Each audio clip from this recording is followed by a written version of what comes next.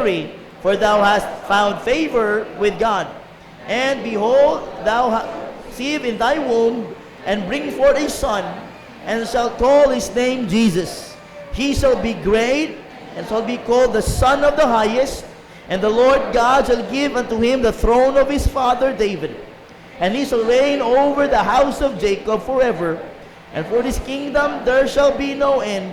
Then said Mary unto the angel, How shall this be, seeing I know not a man? And the angel answered and said unto her, The Holy Ghost shall come upon thee, and power of the highest shall overshadow thee. Therefore also that holy thing which shall be born of thee shall be called the Son of God. And behold, thy cousin Elizabeth, she hath also conceived a son in her old age. This is the 6th month with her, who shall call barren. For with God nothing shall be impossible. And Mary said, Behold, the handmaid of the Lord, be it unto me according to thy word. And the angel departed from her. I wanted to focus, and ang key verse this morning is verse number 38. And Mary said, Behold, the handmaid of the Lord. When you see a word handmaid, means servant, a humble servant, a lady servant, a handmaid of the Lord, be it unto me according to thy word. And the angel departed from her. Let me focus on that statement. Be it unto me according to thy word. Lord, sige Lord, himoa ang dapat nimong himuon diri sa ako. Be it unto me according to thy word. Let's pray first. Father in heaven, we thank you, Lord, for all those testimonies we've heard. And this time, Lord, we just read, oh God, a passage, a story about your birth, about Mary. Oh Father, please give us the story. Help us, oh God, to have something in it. Father, please prepare our hearts for this message of yours. Father, please give us an understanding heart. Tagami Ginoo kasing-kasing nga makasabot dayon sa imong mensahe this morning. Lord, use me in your way mightily and hide me, Lord, behind your cross. Lord Jesus, thank you for coming into this world. You humbled yourself, died on that cross, filled and placed in a borrowed tomb, arose again for our salvation. Oh, Father, please bless this message as we going to hear. Oh, God, I pray in Jesus' name. Amen. Luglingkod. Now, we know all the story. We know all the story, or the narrative story of Jesus' birth. That's why naatay Christmas karon, because of the birth of Christ.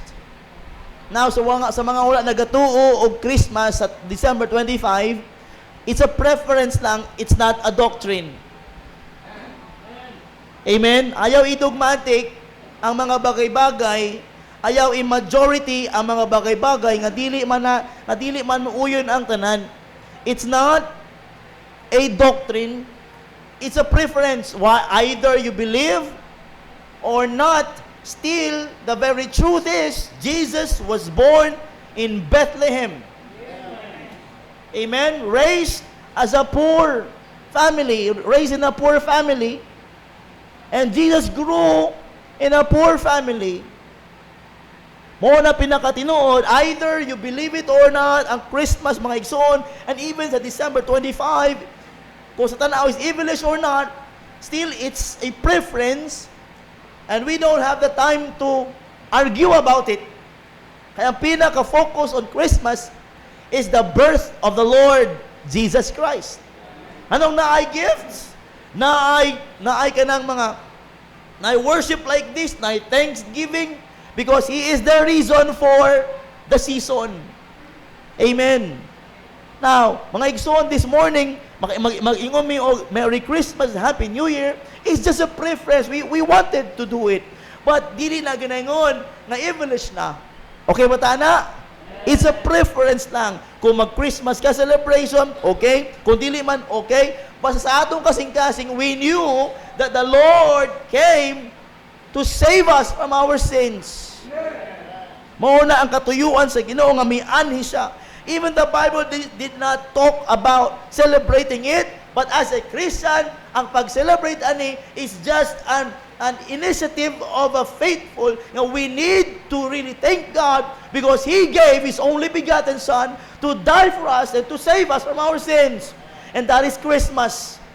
Christmas is about giving God as favor to be saved. Ang Ginoo naghatag kanato pabor para kita mga luwas. And that is Christmas. Are you with me? Now in verse number 38, and Mary said, Behold, the handmaid of the Lord. She presented herself to the plans of God. Amen. Nakabati siya sa plano sa Ginoo when angel Gabriel went to her and told her, Mary, you are highly favored. You are blessed among women. So this is what God wants. You will be conceived of the Son of God in your belly, in your tummy, o gipanganak nimo ang anak sa Dios. Ug sa maglingkod puli sa gingharian ni David. Di mo sa mulingkod sa trono diya sa yuta, but he will be the one, the God of Israel, the Lord Jesus Christ. O mga igsoon na nahibawaan ni Maria o sa plano sa Ginoo, mo nang iyang response in verse number 38 is a response that has thankful in it. He said, and she said, Behold, the handmaid of the Lord. Makita nimo, she presented herself. She is very willing o iyang gidawat unsay kagustuhan sa atong Ginoo. Ingon bagani siya, be it unto me according to thy word. Mauna iyang respond to the plans of God. Igsoon sa ato karon ninyo, la matap kabalo pa sa mga plano sa Ginoo o sa paraugma o sa mahitabuhugma, wa mata kabalo ana. But mga igsoon, we need to be one presenting ourselves, Lord, basta imong plano okay ko. Kaya akong plano wa may siguro. Pero ang imong plano mas maayo. I wanted to entitle our message this morning, A Thankful Response. A Thankful Response. Thankfulness is not merely what we say. It is how we submit, how we worship, and how we rejoice. Ang pagpasalamat, di na hangtod sa baba lamang o sa dila lamang. Kung dili mga igsoon, kana ang pagpasalamat, makitaan kung paano ka magsubmitar sa Diyos, magsimba sa Diyos, worship, o magkalipay diha sa Diyos. Are you with me? Some people are enjoying saying thank you just with their lips, but you cannot see it in their lives, in their actions. But we as Christians, if we say we are thankful in the Lord, it must be shown in our life as a Christian that we are submitting, we are worshiping, and we are rejoicing in the Lord Jesus Christ. In Luke 1, Mary shows us that true thanksgiving is a response of the whole life, not just the lips. Amen. Kita mahilig kita magpasalamat unta di lang na kutob sa imong baba kun dili makit-an gyud na sa imong kinabuhi nga mapasalamat ka diha sa Ginoo. Before she ever held a child, she gave herself to the will of God. Wala pa sa iyaha ang bata, pero she gave herself already sa kabubuton sa Dios. Are you with me? Wala pa sa iyaha, pero ginadawat na niya unsay kabubuton sa Dios. I was reminded sa gingon ganiha ni Paul John nga tong bautismuhan sa mingon gi ko siya, Paul John, pagkahuman na ni sigurado na ay pagsulay nga himuo ng Ginoo. Ang yawa mo sulod kay imo siyang giinjan na. Imo na siyang biyaan. O kinuuray gayud naagi problema dayon. Are you with me? Na ay expectations ba? Because daghan mga Kristiyano nakita after baptism naagod dayon gira. Mag-expect na kadaan, di ba? If you are doing much for God, the devil fights. If you are doing much for the Lord, the devil fights. Kung daghan ka ginahimo para sa Ginoo, ang yawa kalaban mo. Kung mahimuon ka para sa Ginoo, mahimo ka mapasalamaton sa Ginoo, himuon niya ka nga mahimong masuko na hinuon sa mga paagi niya. We must be expecting the things of the devil when we do something for God's glory. The angel Gabriel is sent from God to a lowly virgin in Nazareth. Mary is young, unknown, and humanly unprepared, yet divinely chosen. Gipili, si Maria, makita man nimo din ha, nga ang iyahang banahonon si Joseph sa linyada sa dugo ni David, gipili niya na, kay sigurado pag si Maria mag-ipon sila, na lineage ang atong Ginoo in the throne of David. Are you with me? Si Joseph ang gipili na, but Mary is just a humble woman, a young woman, a simple woman, a poor woman, but the Lord saw something in her. She gave her a favor, and she is blessed among women. That's why God told the angel Gabriel, went to the woman, siya ang vessel for the Son of God. No? Muna si Mary, grabe ka mapasalamaton. Siguro mga igsuon, kung kana, dili si Maria na, sigurado yun dagang reklamo ba? Adili ko ay! But it was Mary, nasayod yun ang Ginoo, kang Mary. Wa yun nasipyat ang Ginoo, kay di man masipyat yun ang Ginoo, kang Maria. Nga si Maria, mingon dahil, Lord, let it be unto me. Lord, o ingon ni Mary, Lord, sige, pahits ko ana. Siyempre, chance na. A thankful response. Her response to God's message reveals the heart of genuine thanksgiving. Kana siya ang gihatagan sa plano sa Diyos. Wala pa siya ang baby Jesus. Are you with me? Wala pa. Plano pa lang iyang nadawat, pero ang iyang pagpasalamat, wa man sa kaingon og thank you gayon, but in the concept, mga igsuon of thanksgiving, we can see that how thankful she were. She is so thankful when she told that angel in verse number 38, behold, the handmaid of the Lord, be it unto me according to thy word. Excited kayo siya. You can see her faith, her obedience, her reliance, her compliance. Unsa-unsa pa, gidawat niya, o mapasalamaton siya. And I have 3 things for you this morning about her. Mary's thankful response to the plans of God. Amen. Mayo man siya pastor, kay nasayo siya sa plano sa Ginoo nga maunay mahitabo. Wait. Wala pa. Ang iyahang sa kasing-kasing ni Mary, kalipay lang kay anak sa Diyos na. Pero ang pagkamama, unpredictable na. Amen. Kung ikaw si Mary, you will see your son growing. You will love that son. You will love that boy. Or later on, siyang life, i-persecute siya, batuhon siya, lamaw tanan, giduplaan niyang naong, gilatigo siya, o pinakasakit, gilansan sa krus. Sakit para sa inahan, oy. She doesn't know about the life of Christ. All she knew is that she will bear the Son of God. Mamalipayon kayo siya. But her response, mga igsoon, kay anak mas sa Ginoo, ang maabot siyang tiyan, let it be unto me, Lord. A thankful response. Even sa itong kinabuhi ng mga Kristohano, igsoon, we know all the plans of God, but we cannot see it. Makita ba nimo ang plano sa Ginoo sa imong kinabuhi? Nakadaghang plano. Amen. Kanibitaw daghang kay plano, pero plano man sa uban na nahimo. Amen.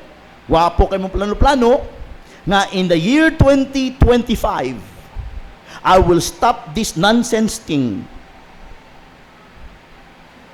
Pero pagpatak January 2, oy, ang gingon nimo nga i-stop na nimo nonsense things, nigara man sa mo. Lord, I will lose weight. Lord, magpapayat ko, mo-jogging ko, mag-workout ko, I will stop eating rice. Karon, ingon sa una, before January 1, I will stop eating rice. Pag January 5, mingon siya, I will not stop eating rice. See, our plans fail. Our plans, majority of our plans fail. But praise be to God, even though wala na ato nakita ang plano sa Ginoo, pero kumuuyon lamang ta siyang kabubuton, everything will in place right. There's 3 things that I want to share to you this morning about Mary's response. Mary's thankful response. Look in your Bible, verse number 38. What can we see? Kanang word din na, and Mary said, Behold, the handmaid of the Lord, be it unto me according to thy word. Be it unto me according to thy word. Be it unto me. Number 1, mga igisuon, in Mary's thankful response, she has, number 1, this desire to give her all. Are you with me? Na siya desire to give her all. Are you with me? Wala pa siya ang baby.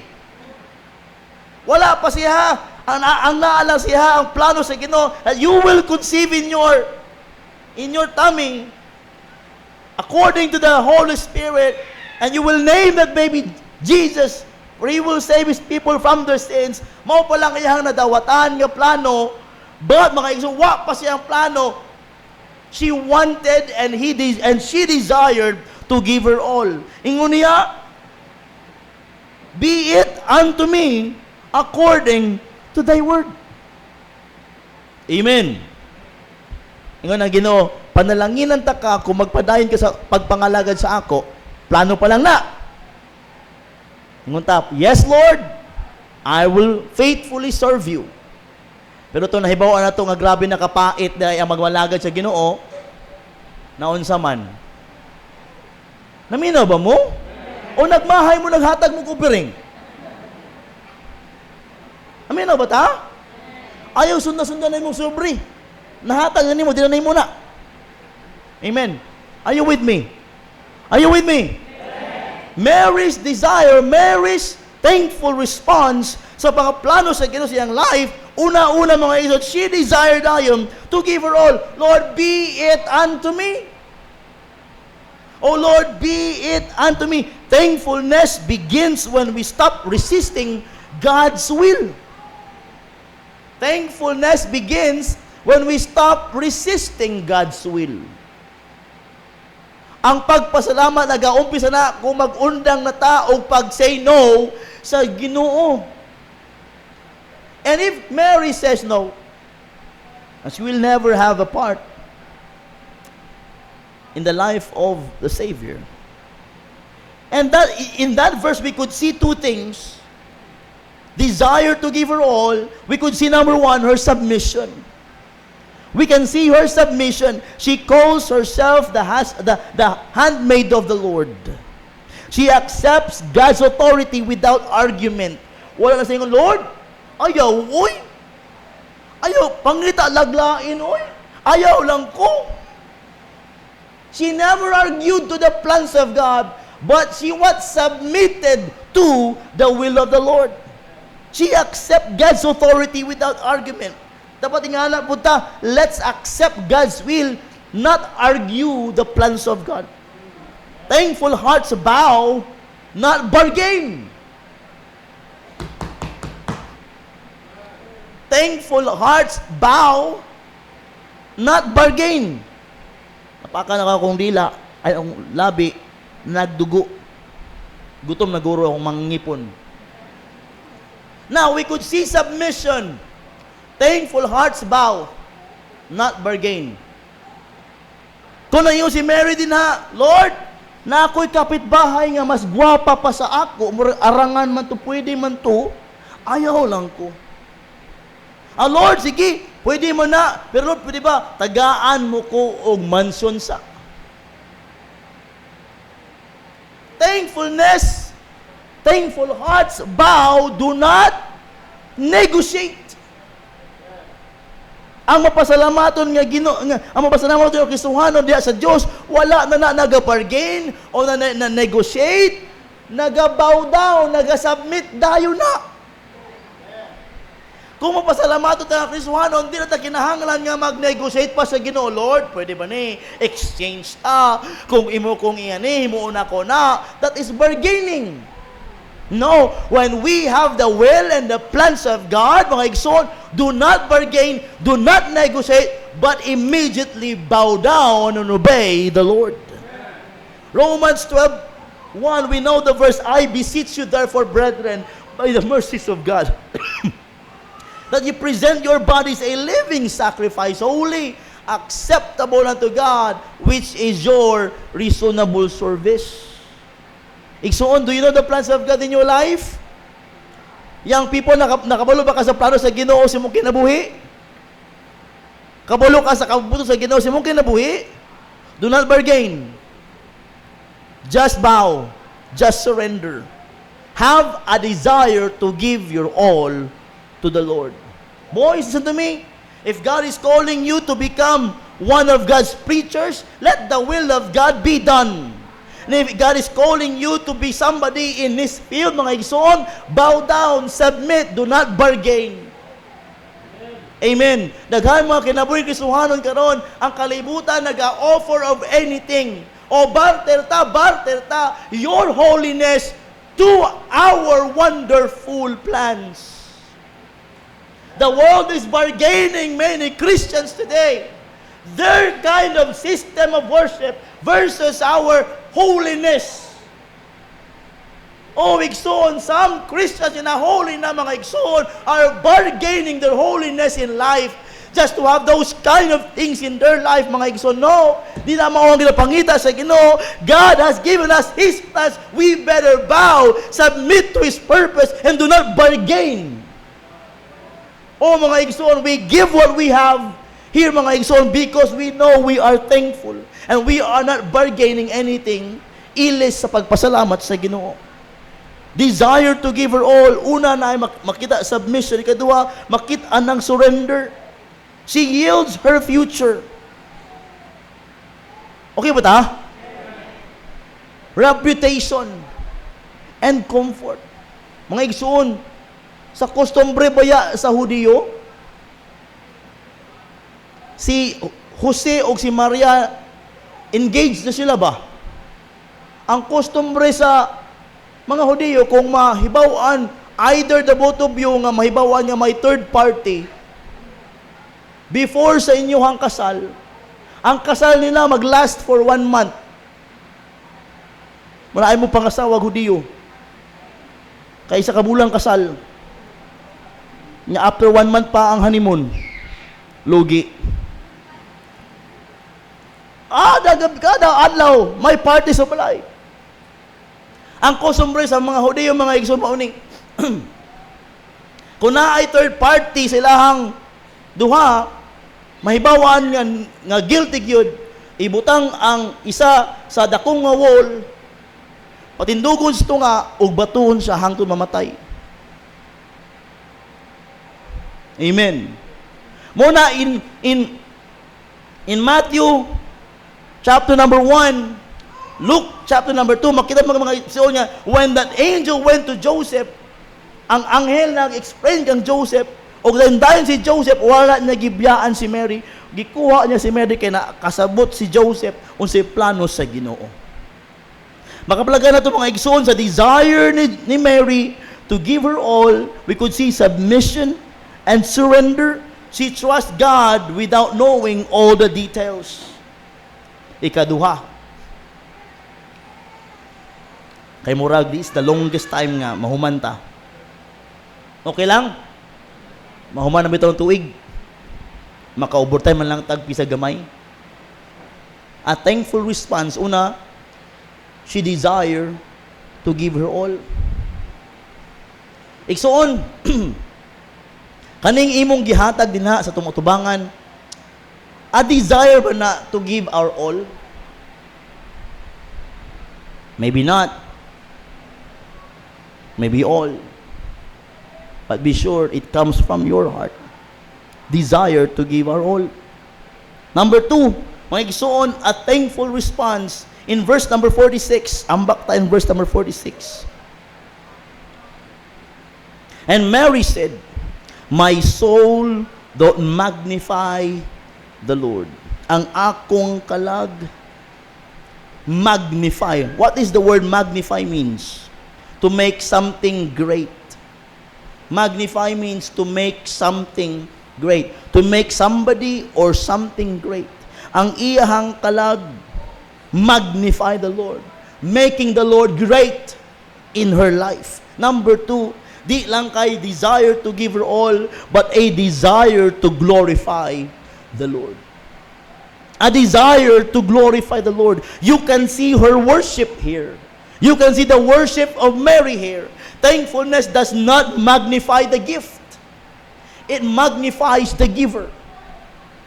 Thankfulness does not magnify the gift. Ang pagpasalamat, wala na ito ginapadako. Kung unsay gihatag, ang atong ginapadako, mga igsoon, ang naghatag. Thankfulness does not magnify the gift. It magnifies the giver. Diha mga igsoon, in verse number 46, we could see also 2 things. You can see mga igsoon, the devotion of Mary. Her praise comes from the soul, not from the situation. Ang iyang pag-praise sa Ginoo gikan sa iyang kalag. See that verse 46, my soul, dili sa sitwasyon.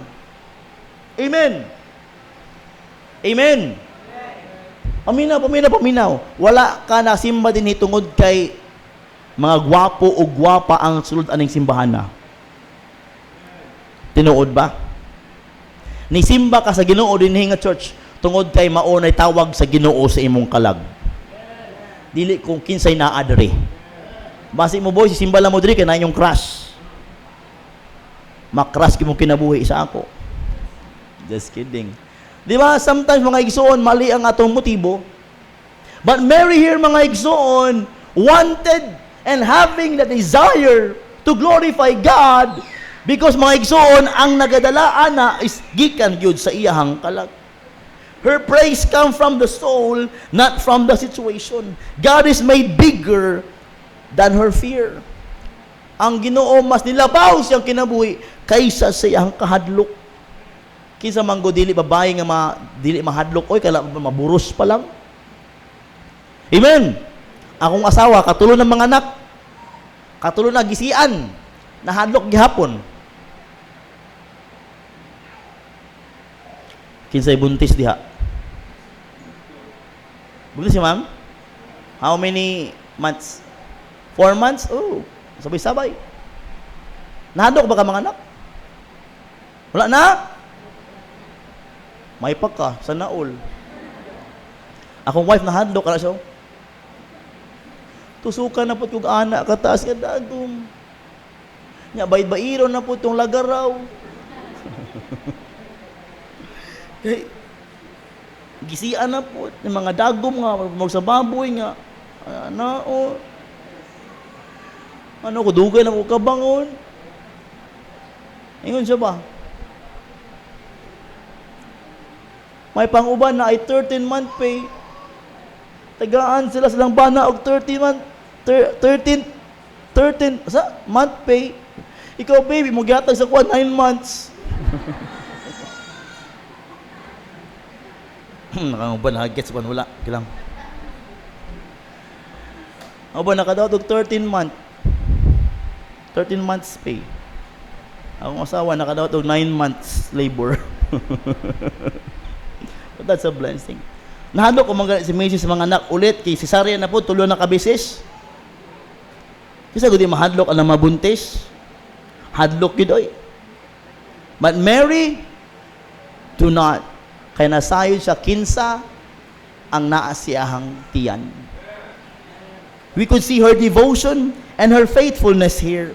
She glorifies God before the promise is fulfilled. Wala pa na fulfill ang promise pero she is glorifying the Lord.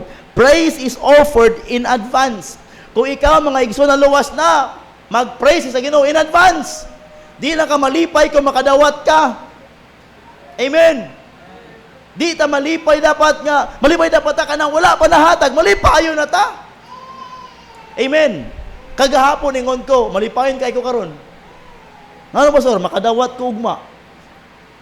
Unta na ay madawatan. Are you with me? Unta sa Christmas banquet may madawatan.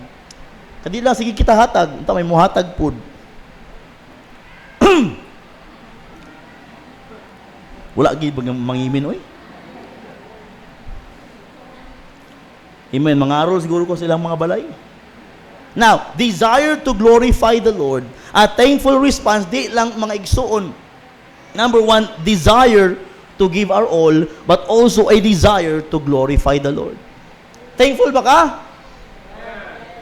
Dapat we have the desire to glorify the Lord. Lastly, mahuman ako, lastly. In verse number 47, and my spirit hath rejoiced in God, my Savior. My spirit hath rejoiced in God, my Savior. Kanang pulo nga rejoiced. Past tense ba na din na? Or presence? Past, kay may ed na. May di now, past. She received the plan and she rejoiced. Mga igsoon, a thankful response, di lang desire to give our all, di lang desire to glorify the Lord, but also desire to be grateful always in the Lord. A desire nga malipayon diha sa Diyos, dili nga magsigig ugta sa pagpangalaga sa Ginoo. Sabado na sad. May lang gahapon walay good news class. Domingo na sad. O mga igsoon ko, mapasalamat ka sa Ginoo, Lunes pa lang, magpasalamat ka na, ay salamat, maghulat na ba't ko Domingo, simba na sad. Ana ba, wa pamahuman gani ang simba, mingon ka na, salamat, sunod na Domingo, makasimba na ko. Ana dapat tilingag ko, dalias panahon. Murag, Lunes man ang gahapon, anong kadlawon sa Domingo ron. Amen. Now, a thankful heart will always have a desire na agi kagustuhan nga magkalipay diha sa Diyos. True gratitude rejoices not in position, but in God.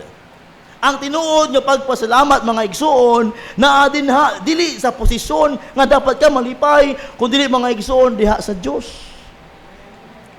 Kung makadaog ka glass to, grabe mo ang kalipay. Mapapista pa ka. Mingon ba ka sa mong kapitbahay? Mali! Tag-an palagi ko. Maogyoy ni gawas. Oh! Nga, mari, pilaman mo kita ya. Oh! 80 raman. Pero mari, pilay imong gidaog. Oh! 80,000. Pay pa. Gingaw sa bahay, oh! Maray! At tumagbalay yung gabi, kapag parang tita! Kapag abot sa mga mari diya sa iyahang sala, sa lamisa sa sentro, pag anak nila sa lamisa, nakita sa daghang kayong resibo sa luto. Nya, kung ipuno to mga sobra 200 pieces kasi resibo, nalipay siya sa gidaog nga 80,000, wa siya nakasuka sa mga nataya na, pila naka libo. Makaingon magaytag ana nga false, dili good ka ng saktong kalipay, ma-announce para sa book kalibutan, how much more the God that is blessing you always, every day, and wanted you to be safe as always. Amen. Amen. Ang Ginoo nga nagahatag kanatog proteksyon matag adlaw, kusog matag adlaw, kalinaw matag adlaw, gugma matag adlaw, ginhawa matag adlaw, libre nga oxygen matag adlaw, kusog matag adlaw, gugma, sunlight, clouds, unsa pa mga higala nakapalibot kanimo tungod sa Dios. Oh, igsoon, there should be a true gratitude that will be pushing us to rejoice not in the position, but in truly in the God who is present always in our life. Dili lang mga malipay ka nakadaog ka, kundi malipay ka tungod kay Ginoo na kanunay sa imong kinabuhi. Kaya sayang ubang mga Kristohano malipay na lang kung may kalipay, sige, lipay, hihihihi. Pero wala ka kudyapi, igsuon, wala biya ka, gipasagdan sa Ginoo. Sugad-sugad nga nagkaroon mong relasyon. We need to be grateful in the Lord. A desire to be grateful in the Lord every day. Makita mga igsuon rin na sa verse ka na, there is certain nga kalipay, tinuod nga kalipay. Her joy is in God, her Savior, she said. Not in circumstances, joy is settled, not shaken.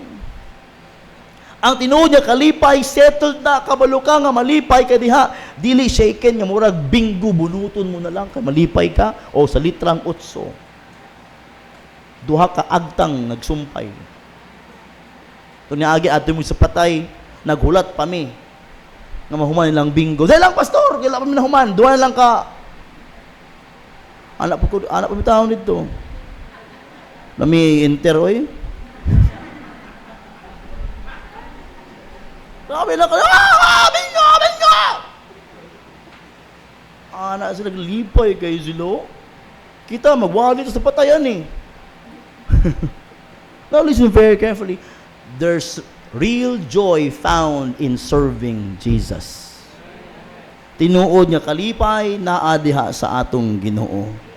Thankfulness produces joy that cannot be stolen. Ang tinuod nga kalipay, dili gina makawat. And there's a sure pleasure. God noticed her low state. Gratitude remembers where God found us. Ang pagpasalamat, mga igsoon, remembers where God found us. Igsoon, maman ako. Luwas ka ba karong buntaga? Are you saved? Sure? Kung mamatay ka karon, malangit ka? Malangit ka? Gusto ka na?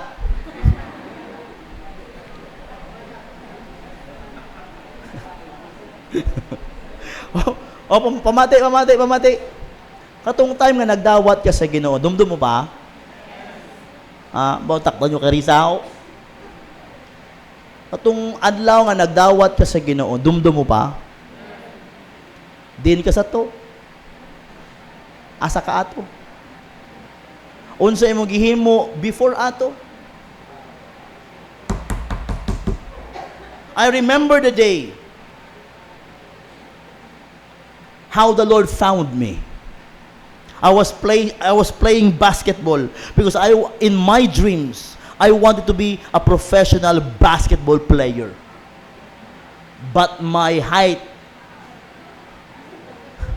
ang akong height wa ni sugot kay perti kaputot. But that game gamit sa Ginoo para ako maluwas. When I was playing basketball, binsoy man ko kay mga tag-as ang akong kauban sa among team. Pero when that Amerikano miadto sa kulang silag isa. Og may kauban ko sa ilahang team, miadto sa kuha. Isa, Wing, kulang may ba? Sobra man siguro mo. Di lang kasamo. Tanaw ko sa ilahang team.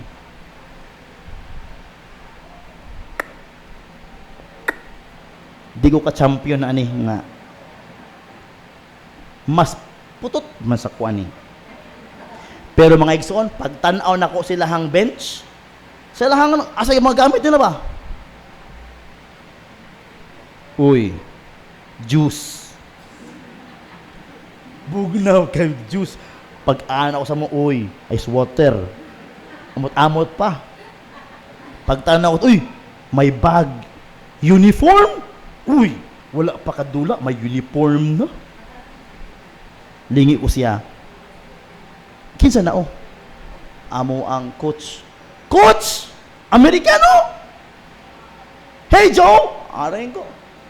Do you want me in your team? Do lang Amerikano. You want to play with us? No. Joey wanted me to join your team. Okay, you may join us. Appeal ko, my friends. Suksuk kog number 50 nga jersey. Number 50 nga jersey nga ang ilok hangtod hawak. Kay American size ang uniform. Nya mura nagpalda nga bagong tuli. Pero gi-insert mampud. Mo lang ito pag insert mo sa short, galabaw gihapon ang jersey sulod sa short. Tagaan mig medyas, Chicago Bulls. Ako ang sapatos pula, ang medyas nga may tatak Chicago Bulls red and white. Bagay kaayo. Na may tagsa-tagsang bola, pag play na amura na si kinsa. Amerikano good. You know what? The Lord used that game to consider my salvation.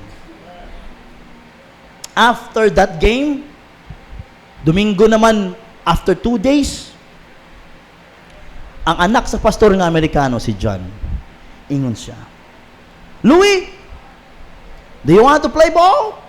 Slang kayo mo, no. Yes. Yes. Oh, bring your shoe with you. Bring a bag. Bring your shoe. Put your everything in your bag. Later, after church, we will go play basketball somewhere. Oh, uto-uto po ni. Butang ko, dako kayo nga bag. Gihawas ako ang mga gamit pang skwela. Gibutang. Nakaw ta, ops! Why are you on shorts? Because we play basketball. No, let's go to church first. Ilis ko, pantalon, t-shirt, na add to me, o naabot mi sa simbahan ni Pastor Jesse Rabi. Ano yung simbahan ninyo? Kaya tubo ba ako nga Katoliko? Naminaw mi, ko humana, tulugon kay ko. Pero pag human ko, Louie, do you want to eat burgers? Yes! Dalami sa burgers and Dunkin' Donuts. Mag-play na tayo basketball? No! Another church. Sa amon, mga 30 minutes lang to. Mapasingka ka lang sa kandila, tapos na. Hindi. Siya, no. Let's have another service first. Na ay palabas. Palabas the burning hell. Pastor Dagi, atubangan gid ko. Bangko ni unang row nya, dul kayo ang projector nga kana screen. Anal ko. Pagpalong suga under ang projector Brad. Tung impierno gud nga part, amura pa na sa impierno ay. Ano naman? Atubangan ko ga. When I saw that movie, I struggled a lot spiritually. Because when I die, I don't know where to go. And that pastor gave the invitation, who wants to receive Christ para dili ka na maadto sa impyerno. Anak rin ko! Duha ka hands! Gipudyot ko ni Pastor Ben Flores. Kidala ko sa likod, only one verse lang gi-share. John 3:16. And I said, yes, I will accept the Lord in my heart. O gidala ko sa tubangan paghuman, this boy here got saved. He received the Lord. Ano ko, lipay kay ko, di na ko mato ito, balik ko kay Pastor Ben ba? So, di na ko maato-ato ang impyerno, di na. Taod-taod na po, Pastor, sure ka po, so di na maato-ato ang impyerno? Di na lagi. Hangtod abot na ko balay, sure ba, good nga di ko maato. God used basketball to put me where I am today. Igsoon, by the grace of God, can you remember where was you at before you get saved? I remember Brother Gabia, nagsuwining ko siya, partida, may junior lapad pa. Tungabon niya lang. Saan? Dahil. Pastor, niya na magpadayon ka nang di na ko makainom. Balik diri. Balik ko, wa na gyud. Unod ang lapad.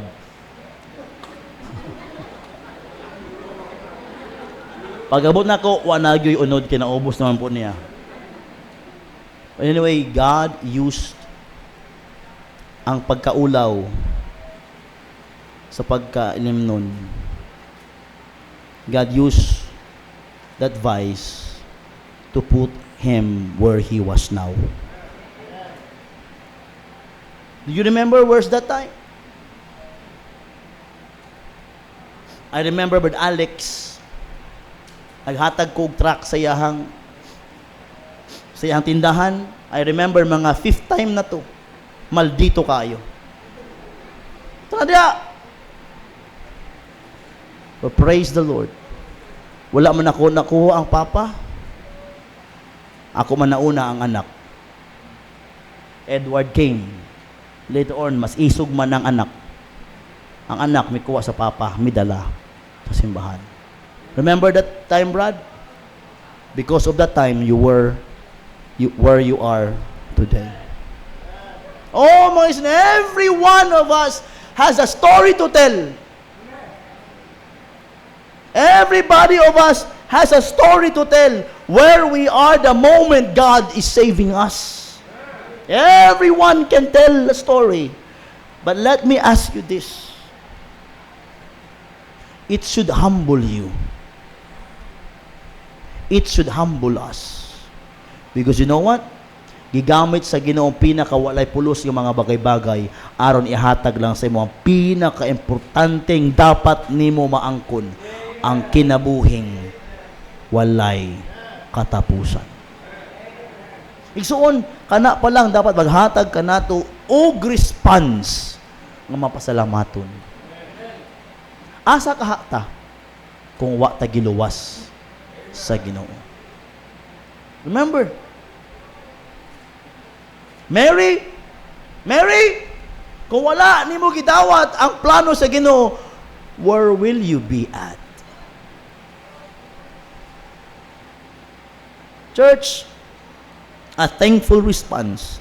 Listen to this and I'll be done. Mary teaches us that thanksgiving is not seasonal. It is sacrificial. A thankful response to this gives without reserve, glorifies without restraint, and rejoices without regret. Although Mary struggles a lot sa life ni Jesus, but she never regretted. Every day of her life, she glorifies God, and she's very willing to give her all.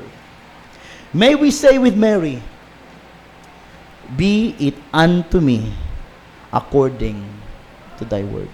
God has a better plan for everybody of us. God has a wonderful time, a wonderful plans, a wonderful will for every one of us. Can we say, be it unto me according to thy word? What's your response?